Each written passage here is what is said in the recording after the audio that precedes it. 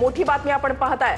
एकंदरीत आपण जर बघितलं तर आता हालचालींनी वेग घेतलेला आहे। देवेंद्र फडणवीस दिल्लीच्या दिशेने रवाना झाले आणि आता एकनाथ शिंदे देखील शहांच्या भेटीसाठी दिल्लीला रवाना झालेले आहेत। 2:20 धर्मेंद्र प्रधान यांच्या राजीनाम्याची बातमी आली। त्याच्यानंतर 20 मिनिटातच अशी बातमी आली की फडणवीस हे दिल्लीकडे रवाना झालेले आहेत। अमित शहांचा त्यांना फोन आला आणि आता बातमी येते की ती म्हणजे शिंदे देखील आता दिल्लीकडे रवाना झालेले आहेत। एकंदरीत आज दिल्लीमध्ये घडत असणाऱ्या या सर्व घडामोडी अतिशय महत्त्वाच्या म्हणाव्या लागणार आहे। पहिल्यांदाच धर्मेंद्र प्रधान यांचा राजीनामा, अर्थातच केंद्रीय शिक्षण मंत्री पदाचा त्यांनी राजीनामा दिला आणि त्यानंतर आता अमित शहा यांच्या सोबत या गाठी भेटी होणार आहे। 2014 मध्ये भाजप सरकार सत्तेत आल्यानंतर आता 12 वर्षांनी पहिल्यांदाच असं घडलेलं आहे की कुठल्या केंद्रीय मंत्र्याचा राजीनामा आणि तो देखील तरुणांनी जो दबाव टाकला त्याच्यातून धर्मेंद्र प्रधान यांचा राजीनामा। आणि गेल्या काही दिवसांपासून ज्या चर्चा सुरू आहेत की फडणवीस दिल्लीला जाणार आणि त्या अनुषंगाने ही घडामोड, या हालचाली अत्यंत महत्त्वाच्या आहेत।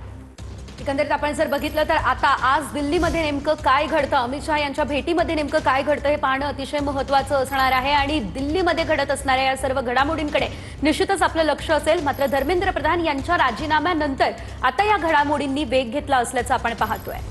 केंद्रीय मंत्रिमंडळामध्ये काही बदल होतील अशा चर्चा गेल्या काही दिवसांपासून सुरू होत्या। फडणवीसांचं नाव त्याच्यामध्ये आघाडीवर होतं, मात्र अशा कुठल्याही चर्चा नाही, त्याचं खंडन स्वतः फडणवीसांनी केलेलं होतं आणि काल तर अमृता फडणवीस यांची देखील प्रतिक्रिया जी आहे ती आलेली होती। मात्र आता ज्यावेळेला धर्मेंद्र प्रधान यांचा राजीनामा झालेला आहे त्याच्यानंतर फडणवीसांच्या पाठोपाठ शिंदे देखील दिल्लीकडे रवाना झालेत। गिरीश गायकवाड आमचे प्रतिनिधी अधिक माहिती देतील। गिरीश, की आपण पाहतो धर्मेंद्र प्रधान यांचा राजीनामा झाल्यानंतर बऱ्याचशा राजकीय घडामोडींना आता वेग आला असं म्हटलं तर गैर ठरणार नाही, कारण आपण पाहतोय देवेंद्र फडणवीस यांच्यानंतर आता एकनाथ शिंदे हे सुद्धा दिल्लीला पोहोचणार आहेत आणि त्या ठिकाणी अमित शहा यांच्याशी त्यांच्या भेटीगाठी होणार आहे। सोबतच पक्षाचे काही खासदार आहेत त्यांच्याशी सुद्धा त्यांच्या बैठका होणार आहेत आणि जो मंत्रिमंडळ विस्तार गेल्या काही दिवसांपासून ज्याची चर्चा होती मात्र तो रखडला होता, त्या संदर्भात नेमकं पुढे काय झालंय या संदर्भात देखील दिल्लीमध्ये काही खलबत्ते होत आहेत का हे सुद्धा पाहणं तितकंच महत्त्वाचं ठरणार आहे। यासोबतच महाराष्ट्राच्या राजकारणात देखील मोठे फेरबदल होणार असल्याची माहिती सूत्रांकडून मिळते, त्यामुळे नेमकं या दिल्ली भेटीमागचं कारण काय आहे हे देखील आता स्पष्ट होणं अत्यंत महत्त्वाचं आहे। दिवसांपासून ज्या सातत्यानं चर्चा सुरू होत्या की फडणवीस दिल्लीला जातील, मात्र काल ज्यावेळेला पंढरपूरकडे फडणवीस गेलेले होते त्यावेळेला अमृता फडणवीसांना देखील प्रश्न विचारण्यात आला, मात्र त्यांनी असं म्हटलेलं होतं की फडणवीस कुठेही जात नाहीयेत असं म्हणत असताना आणि स्वतः फडणवीसांनी असं म्हटलेलं होतं की मी सध्या महाराष्ट्रामध्येच आहे। त्याच्यामुळे एक प्रकारे त्यांच्याकडून खंडन करण्यात आलेलं होतं या सर्व बातम्यांचं। मात्र ज्यावेळेला दिल्लीमध्ये या घडामोडी घडतायत, धर्मेंद्र प्रधान यांचा राजीनामा आणि त्याच्यानंतर ज्या पद्धतीनं फडणवीसांना अमित शहांचा फोन आला आणि फडणवीसांच्या पाठोपाठ आता शिंदे देखील दिल्लीकडे रवाना झालेले आहेत, त्याच्यामुळे साहजिकच या राष्ट्रीय पातळीवर घडत असलेल्या घडामोडींचा परिणाम राज्यातल्या राजकारणावर देखील होणार आहे।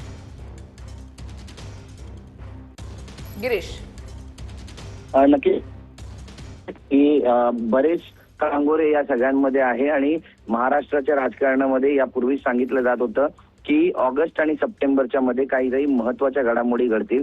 महाराष्ट्राच्या राजकारणात केंद्रीय मंत्रिमंडळाच्या विस्तारासंदर्भात देखील चर्चा होईल आणि महाराष्ट्राच्या राजकारणाबद्दल देखील चर्चा होईल, अशी गेल्या अनेक दिवसांपासून जी चर्चा होती ती आता सार्थ ठरते का आणि दिल्लीमध्ये ज्यावेळी अमित शहा यांच्यासोबत ही बैठक होईल त्यावेळी नेमकं काय घडणार आहे हे सुद्धा पाहणं महत्त्वाचं ठरणार आहे। बरेचसे विषय आहेत, एकतर राज्यातील रखडलेला जो विस्तार आहे मंत्रिमंडळाचा किंवा त्यामध्ये जे फेरबदल करायचे ते देखील त्या संदर्भात देखील चर्चा होणार असल्याची माहिती आहे। त्यासोबतच महाराष्ट्राच्या राजकारणात एनसीपी काँग्रेस एनसीपी आणि त्यासोबतच शिवसेनेचे काही आमदार आहेत जे शिवसेनेमध्ये येण्यासाठी इच्छुक असल्याची सुद्धा माहिती मिळते। या संदर्भात देखील एकनाथ शिंदे अमित शहा यांच्याशी बातचीत करून नेमकं त्यांना या संदर्भातला ग्रीन सिग्नल अमित शहाकडून मिळतोय का याची देखील चाचपणी करणार मिळते। बरेचशा नक्कीच गिरीश, तुम्ही असंच आपल्या